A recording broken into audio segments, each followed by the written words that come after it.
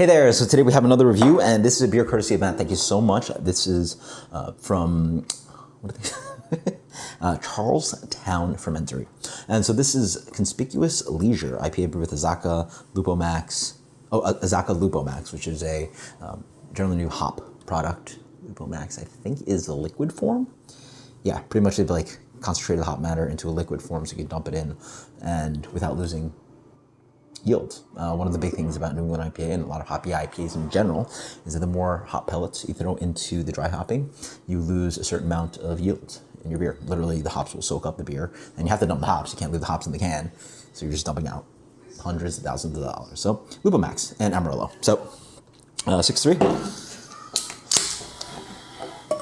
And obviously, if your product is liquid, then it just gets into the beer and you don't lose yield. So that's sort of the goal with the cryo hops as well, that there's less hop matter, so less stuff to soak up the beer, and then you're throwing out less beer. So it's always the goal. Always the goal, yield. Anyway, especially dry hopping. So beer is very light, 6.3 IPA, like Old Straw color. It looks actually like the session IPA that I just reviewed. Yeah, very pale. Similar range in the last beer. I don't know what hops in the last one, but this has that similar kind of like light doughy malt character. This one comes off a little bit more sweet, and so the malt definitely shows up more. Obviously, it makes a little bit more sense. A lot more malt in this beer at 6.3 versus 4.5 at the session IPA. But then it's like a little bit more fruity, a little bit more attractive, but it's still like light yellow fruits. I still get that citrusy, lemony thing. Maybe a little bit of sweet melon, but then there's that dank herbal, soily thing that predominates. Cheers. I have a little bit cold. Very dry. Wow. New England IPA. This is honestly, this reminds me a little bit of the Ellipsis beers. You know, somewhere I work. You know, a lot of the IPAs I drink are either sent from Hop Butcher or Shelfies that are produced from large producers, or Ellipsis. So at least for New England. New England. A little bit spicy on the back end. Yeah, this tastes honestly like a bigger version of the beer just out of the session IPA. I like more a little bit more. I like it a little bit more. There is less of that doughy sweetness. It does have a really light malt character, but there is more. So less doughy malt character, but there's generally more sweetness to this beer. It has more mouthfeel. There's more malt in this beer. There's more alcohol in this beer, so it rounds out the beer quite nicely. It's less watery. 6.3 makes sense.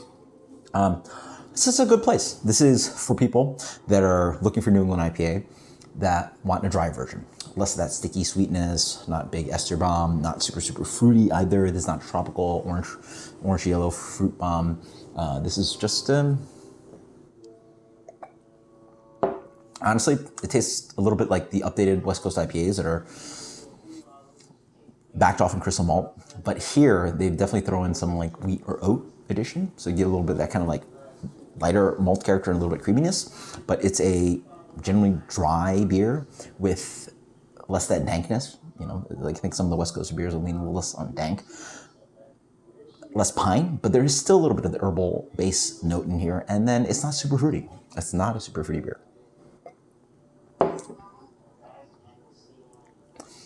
As I drink more, I get a little bit of this really ripe, wonderful kind of like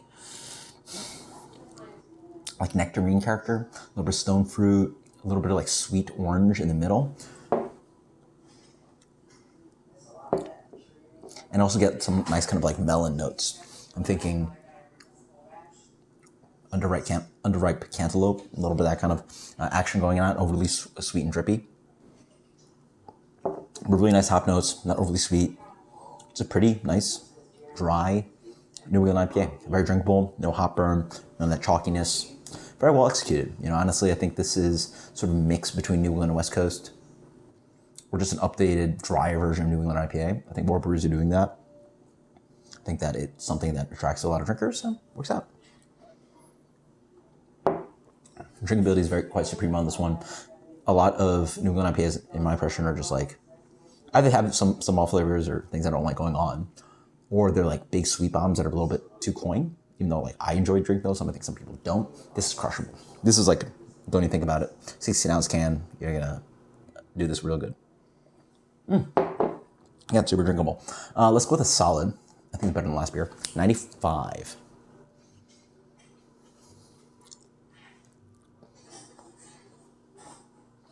95. Conspicuous leisure. I think for some people, this probably is an A+ beer. I think it's quite fantastic. Until next time, guys, cheers. Thanks so much, Matt. Later.